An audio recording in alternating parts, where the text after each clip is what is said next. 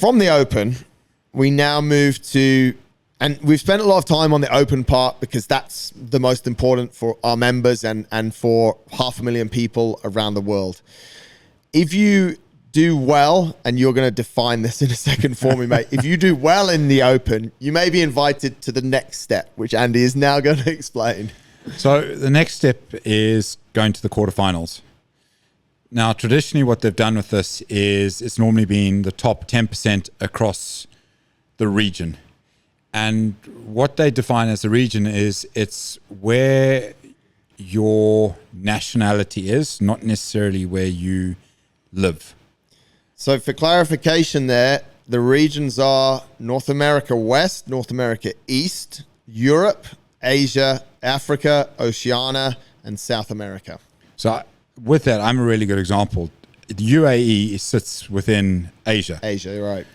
In the past, I've competed under Zimbabwe. So right. When it comes to the quarterfinal stage, my score for a region actually comes out of Africa. Right. So that's just something to keep in mind. But one of the nice changes that they've made with those quarterfinals, so as we said, it was top 10% across the division. Yep. What they've changed this year is they've increased that to 25%. Which is awesome, right? Yeah, it is. We spoke about the sport growing. There's people who have been doing CrossFit for 10 years who have now moved out of that open category and now moved into masters or whatever category they've moved into. And that category over time is getting bigger and bigger and bigger. So it makes sense to then look at increasing that participation, not just because it's growing, but also because more people want to do it. Yeah. Like every time we have the quarterfinals here, even guys who aren't in the quarterfinals will come and do the workouts. Yeah. Because they just want to do it. And that was one of the things at the end of the Open. The Open used to be, it started as 5 weeks, which was way too long. And then I think it went for a couple of years to 4, and now it's 3. People are so buzzed after the 3 weeks. They're like, oh, that'd be great if we did that.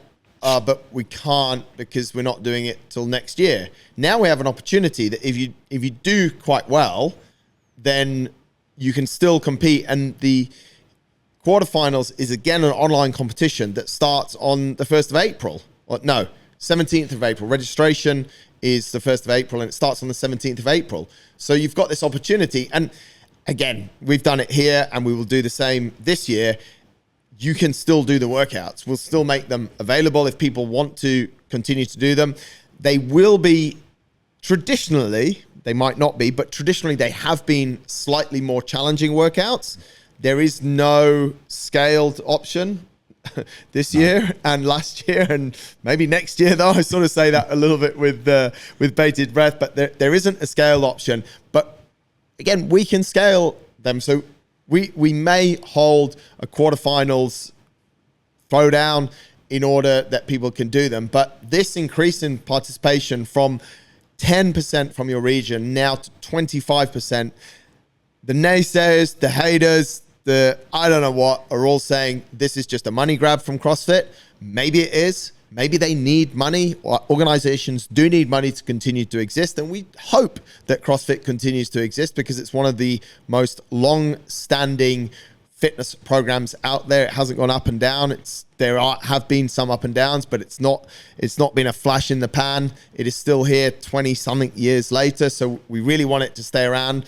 And as well, you're also getting something for your money. Yes, you're going to pay, but you're also going to get this great competition. So I'm with you, mate. The change from 10% to 25% is absolutely, I think it's the right thing to do.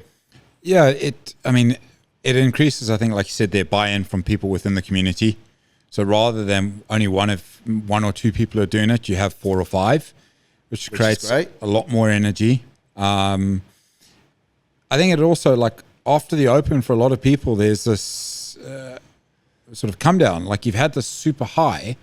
That's why, like, I have to wait, 12 months before I get to do something like this again?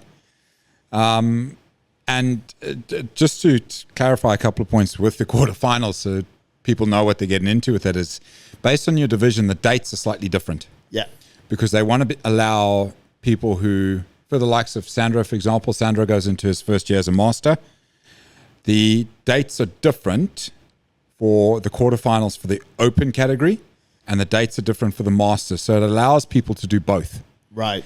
But what you also need to remember is when it comes to the quarterfinals, it's not one workout every weekend. Yeah.